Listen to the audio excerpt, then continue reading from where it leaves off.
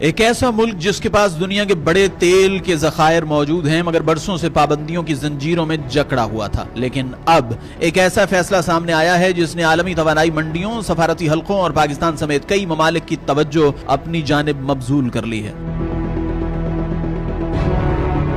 امریکہ نے ایران کو 60 روز کے لیے تیل اور پیٹروکیمیکل مصنوعات کی فروخت اور ترسیل کی اجازت دے دی ہے۔ کیا یہ محض عارضی ریلیف ہے یا پھر مشرق وسطیٰ کی سیاست میں ایک بڑے باب کا آغاز؟ اور سب سے اہم سوال، کیا اس فیصلے کے بعد پاکستان میں پیٹرول اور ڈیزل سستا ہو جائے گا؟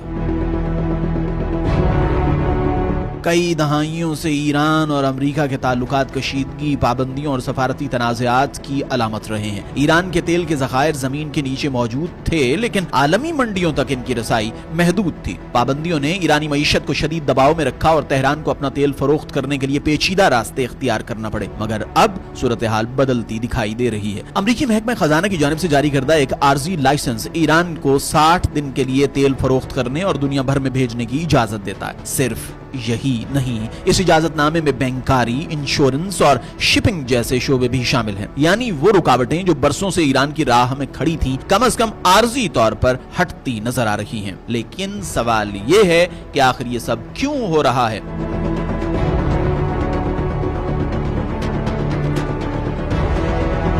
اس فیصلے کا تعلق سوئٹزرلینڈ میں جاری ایران اور امریکہ کے مذاکرات سے جوڑا جا رہا ہے۔ واشنگٹن کا دعویٰ ہے کہ ایران نے آبنائے ہرمز میں آزادانہ گزرگاہ اور جوہری تنصیبات کے معائنے کے حوالے سے تعاون کا عندیہ دے دیا۔ دوسری جانب تہران کہتا ہے کہ اس نے کوئی نئی یقین دہانی نہیں کرائی۔ دونوں بیانات مختلف ہیں اور یہی اختلاف اس معاملے کو مزید دلچسپ بنا دیتا ہے۔ کیا یہ اعتماد سازی کی کوشش ہے یا محض ایک عارضی سیاسی سمجھوتا؟ فی الحال اس کا جواب کسی کے پاس نہیں ہے۔ تاہم ایک چیز واضح ہے، اگر ایران پوری قوت کے ساتھ عالمی منڈی میں واپس آتا ہے تو تیل کی سپلائی بڑھ سکتی ہے، اور جب سپلائی بڑھتی ہے تو پوری دنیا کی نظریں قیمتوں پر لگ جاتی ہیں۔ پاکستان بھی انہی ممالک میں شامل ہے، ایک ایسا ملک جو اپنی توانائی کی ضروریات کا بڑا حصہ درآمدات سے پورا کرتا ہے۔ پاکستان اس وقت زیادہ تر خام تیل سعودی عرب، متحدہ عرب امارات اور دیگر ممالک سے خریدتا ہے۔ ماضی میں روس سے بھی خام تیل درآمد کیا گیا، مگر ایران پاکستان کا ہمسایہ ہے، سرحد بھی مشترک ہے اور فاصلے بھی کم ہیں۔ اسی لیے برسوں سے بلوچستان کے راستے ایرانی پیٹرول اور ڈیزل غیر قانونی طور پر پاکستان پہنچتا رہا ہے۔ سرحدی علاقوں میں یہ ایندھن مقامی مارکیٹ کے مقابلے میں سستا بھی فروخت ہوتا ہے۔